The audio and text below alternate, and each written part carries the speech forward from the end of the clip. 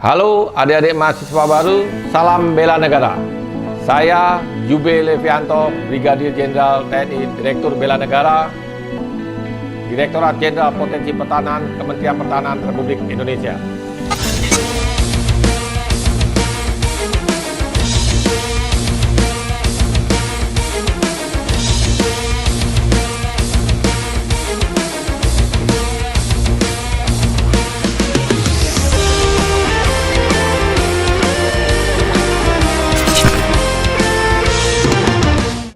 Ada 3 hal mendasar untuk pentingnya bela negara. Yang pertama, apa yang harus dibela?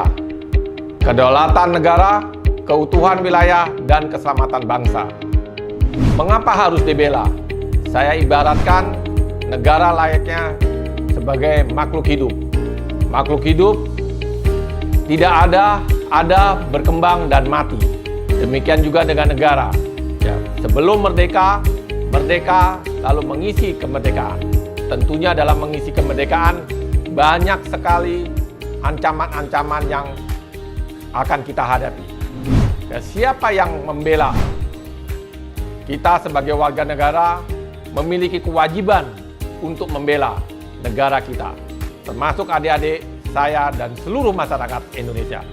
Adik-adik, kita harus bersyukur kehadirat Tuhan Yang Maha Kuasa kalau kita tinggal di suatu negara yang begitu luar biasa, negara Indonesia, yang terdiri dari 17.395 pulau, 274,9 juta penduduk, serta memiliki suku bangsa yang begitu banyak, 1.340 suku bangsa, terdiri dari 655 bahasa daerah. Sesuai Undang-Undang Nomor 23 Tahun 2019, bela negara adalah tekad, sikap, perilaku, serta tindakan warga negara, baik secara perorangan maupun kolektif, dalam menjaga kedaulatan negara, keutuhan wilayah, keselamatan bangsa, dan negara yang dijiwai oleh kecintaannya kepada Negara Kesatuan Republik Indonesia yang berdasarkan kepada Pancasila, Undang-Undang Dasar 45, dalam menjamin kelangsungan hidup bangsa dan negara dari ancaman.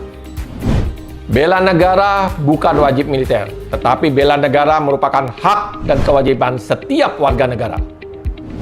Adik-adik mahasiswa baru, saya akan sampaikan ancaman terhadap pertahanan negara. Yang pertama adalah ancaman militer. Yang kedua adalah ancaman non-militer. Yang ketiga adalah ancaman hibrida. Adapun ancaman aktual yang kita hadapi saat ini adalah seperti pelanggaran wilayah perbatasan, separatis, perompakan, radikalisme, ancaman cyber, terorisme, macam-macam bentuk-bentuk ancaman tersebut. Saat ini kita sedang menghadapi satu bentuk ancaman aktual, yaitu wabah penyakit COVID-19. Ada ancaman potensial. Ancaman potensial ini berupa perang konvensional ataupun perang terbuka. Ini yang harus adik-adik pahami tentang bentuk-bentuk ancaman terhadap pertahanan negara. Adik-adik mahasiswa baru, saya akan perkenalkan dinamika perjuangan Negara Kesatuan Republik Indonesia. Diawali dengan Pergerakan Nasional Budi Utomo tahun 1908. Dilanjut dengan kegiatan Sumpah Pemuda, Kemerdekaan RI, ada agresi militer Belanda pertama, kedua, ada serangan umum, ada kegiatan Konferensi Meja Bundar, pengakuan Belanda terhadap kemerdekaan Indonesia.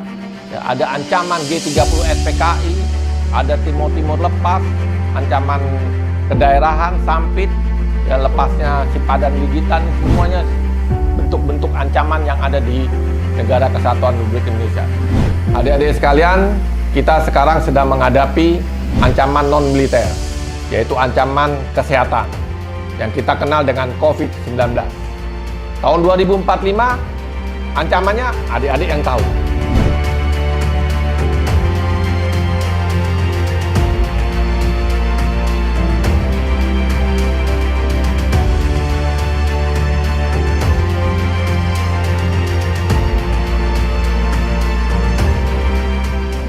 Adik-adik sekalian, tanpa terasa kita sekarang hidup di era kemajuan teknologi yang sangat pesat, yaitu di zaman revolusi industri 4.0. Di era ini kita tidak lepas dari kebutuhan kita sehari-hari, yaitu menggunakan internet dalam kehidupan kita sehari-hari. Adik-adik sekalian, saya akan perkenalkan salah satu bentuk ancaman, yaitu perang modern. Ya, salah satu contoh yaitu dengan proxy war, di mana negara yang berkuasa, negara yang kuat, memperdaya negara-negara yang lemah. Metodenya bagaimana? Yaitu dengan mencuci otak, brainwashing. Ya, bagaimana mempengaruhi seseorang agar mereka melakukan keinginan sesuai dengan kehendak lawan. Ya, menanamkan doktrin, mengubah strategi, ya, mengubah ideologi, mengubah paradigma, mengadu domba, ya, adanya intoleransi, teror. Ya, ini cara-cara yang diberikan oleh negara kuat ya untuk memperdaya negara yang lemah. Ya, ada juga separatis, teroris, ya, macam-macam, ya, Ipolek Sosbud, ya, ujung-ujungnya adalah ingin menguasai Indonesia. Bagaimana polanya, metodenya? Ya, melalui lembaga pendidikan, ya, melalui tempat ibadah, media sosial, ya, penyampaian berita-berita yang hoaks dan lain sebagainya. Ini semua dapat diatasi dengan kemampuan sumber daya manusia yang memiliki ilmu pengetahuan dan kesadaran bela negara. Adik-adik sekalian, beberapa peraturan perundang-undangan yang mengatur tentang bela negara. Ya, diawali dengan Undang-Undang Dasar 1945, Pasal 27 dan Pasal 30. Ada Undang-Undang Nomor 39 Tahun 1999 tentang hak asasi manusia. Ada Undang-Undang Nomor 3 Tahun 2002 tentang pertahanan negara. Dan yang terakhir yang baru terbit di tahun 2019 yaitu Undang-Undang Nomor 23 tentang pengelolaan sumber daya nasional untuk pertahanan negara. Di bab 2-nya ada bela negara. Keikutsertaan warga negara dalam usaha bela negara dapat dilaksanakan melalui 1. Pendidikan kewarganegaraan, melalui pembinaan kesadaran bela negara dengan cara 5 nilai dasar bela negara. Yang pertama adalah cinta tanah air, yang kedua adalah sadar berbangsa dan bernegara, yang ketiga adalah setia kepada Pancasila, yang keempat adalah rela berkorban, dan yang kelima adalah melalui kemampuan awal bela negara. Untuk lingkup pendidikan saat sekarang ini kita sedang laksanakan. Yang kedua adalah pelatihan dasar kemiliteran secara wajib bagi calon komponen cadangan yang telah memenuhi syarat. Ini sifatnya juga sukarela. Yang ketiga adalah pengabdian sebagai Tentara Nasional Indonesia secara sukarela dan wajib. Contohnya seperti saya. Ya, yang keempat adalah pengabdian sesuai dengan profesi.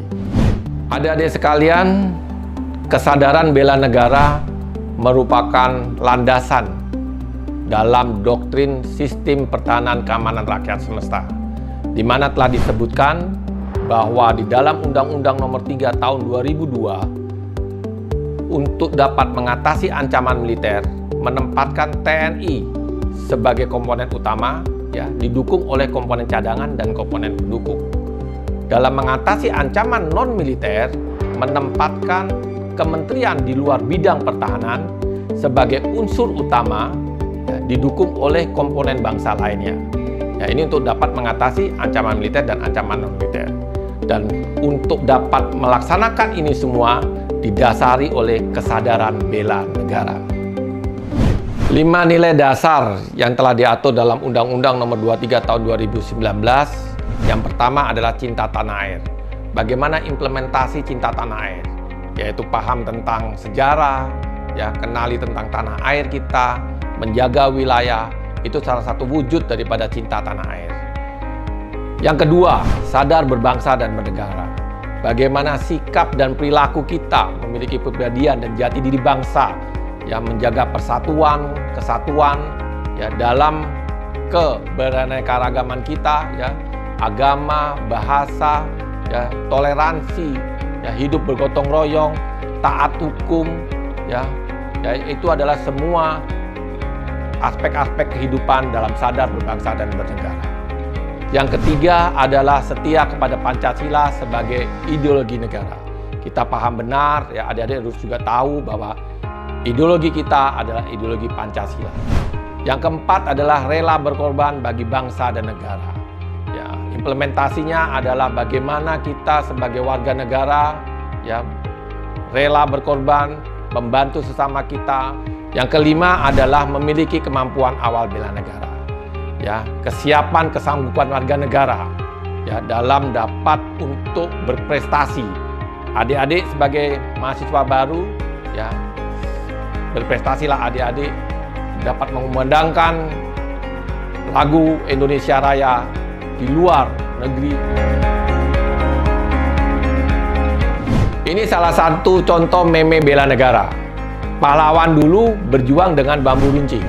Pahlawan sekarang yang bisa menjaga jempol dan mulutnya tidak runcing untuk menyebarkan hoaks itu adalah bela negara. Adik-adik sekalian, siapa yang tidak kenal ini? Tokoh Atta Halilintar. Dia punya slogan yang cukup unik dan bagus untuk dapat dipahami oleh kita semuanya. Bela negara itu bukan banyak gaya, tapi bela negara harus banyak karya. Harapan kita semua kepada adik-adik mahasiswa baru adalah yang pertama, bela negara tak harus angkat senjata. Cukup melakukan hal yang terbaik untuk Indonesia sesuai dengan kemampuan dan profesi masing-masing.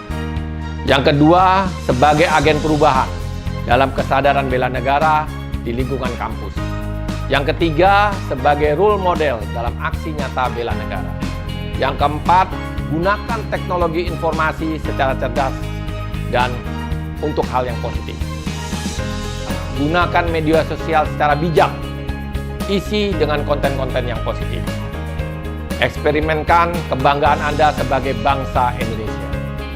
Yang kelima, tidak menyebarkan hoaks, saring sebelum sharing.